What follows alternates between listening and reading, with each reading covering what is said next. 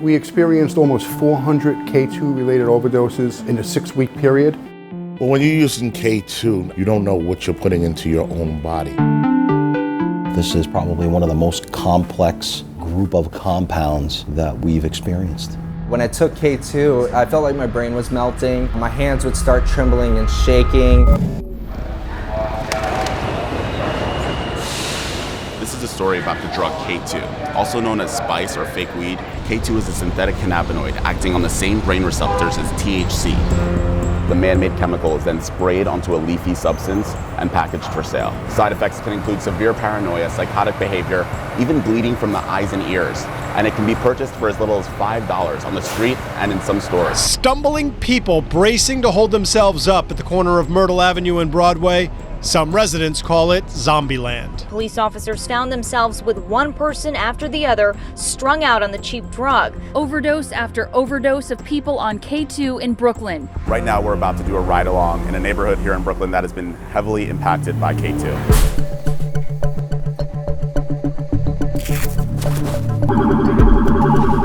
So they just got a call of a possible K2 overdose, so we're heading to the scene right now.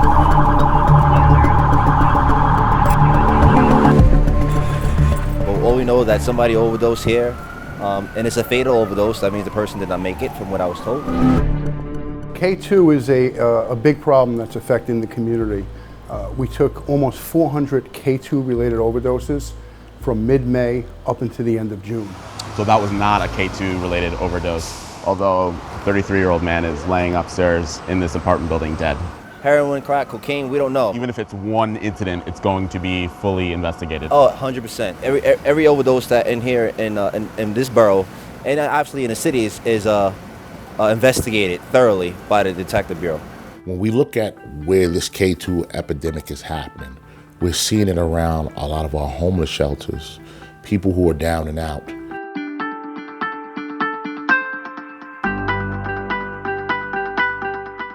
In doing research for this story, I came across a YouTuber named CG Kid. For those who are new to my channel, I was a poly addict with over 4 years of sobriety. My channel is about giving information on experiences with various substances. I look like Irish Jesus. So tell me about how you started the YouTube channel and why. So I started the YouTube channel really to share my subjective experience with addiction, recovery, and various mind-altering substances in a way that's transparent, and it's my subjective experience. The reason why I found you is because I saw the video that you produced about your personal experience being addicted to K2. I would rather see someone smoke meth than smoke a lot of these research chemicals. And that might sound forward and very blunt, but this is the reality of these substances. What made you produce that video? With K2, it was just such a nightmare substance. I felt like my brain was melting. I had times where I fell and hit the floor. And each time I did it, I said never again. But for some reason, I kept doing it. For me, I liked being altered. I've chased that alteration of many substances to the point of near death. But with K2 in particular, it scared me. Right now I'm at Woodhull Hospital and I'm gonna meet with Dr. Chin, who oversees the emergency department here. Hi, Dr. Chin. Hey, Mr. James, good to meet you. Nice to meet you, thanks for having me here. So K2 is one of those drugs that I think a lot of people don't really quite understand. Were you guys kind of forced to figure this out? Fortunately or unfortunately now, we're quite familiar with it. Earlier this summer, we were seeing anywhere from 20 to 25 people in one day coming in for K2. They've been described as zombies because they stumble around, and it's quite scary when you witness this out in your community.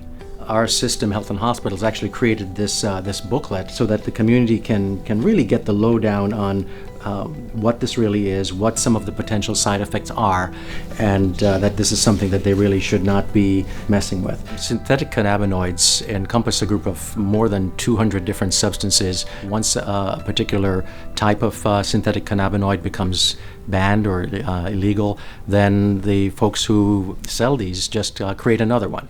It's very difficult for law enforcement and the government to keep up with banning whatever the substance is.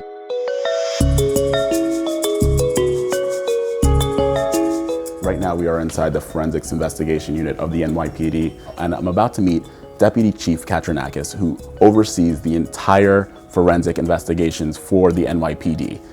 All right, how you doing? Nice to meet you. How are you? Thank you so much for having us. So we provide a wide variety of forensic services to the City of New York's criminal justice system, essentially speaking the truth through science.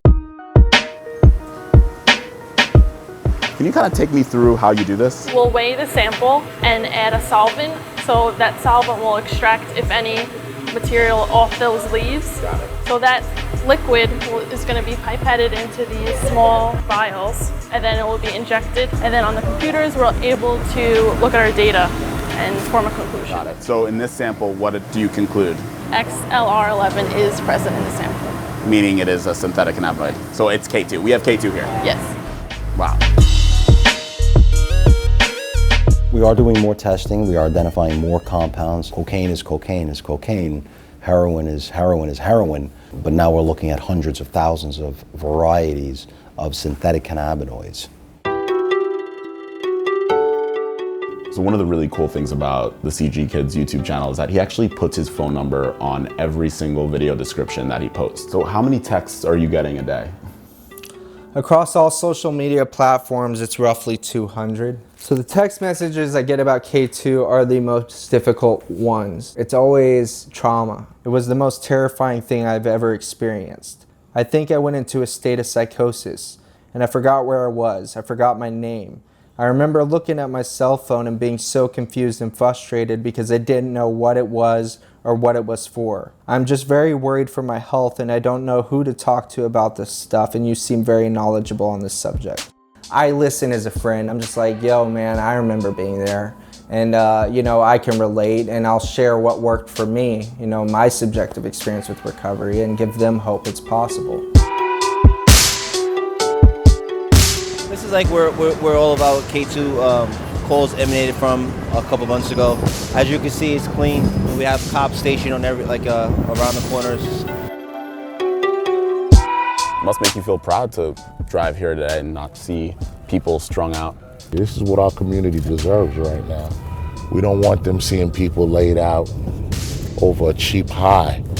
We want our people out here enjoying the communities, being able to walk through this borough and not suffer through a diminished quality of life brought on by K2.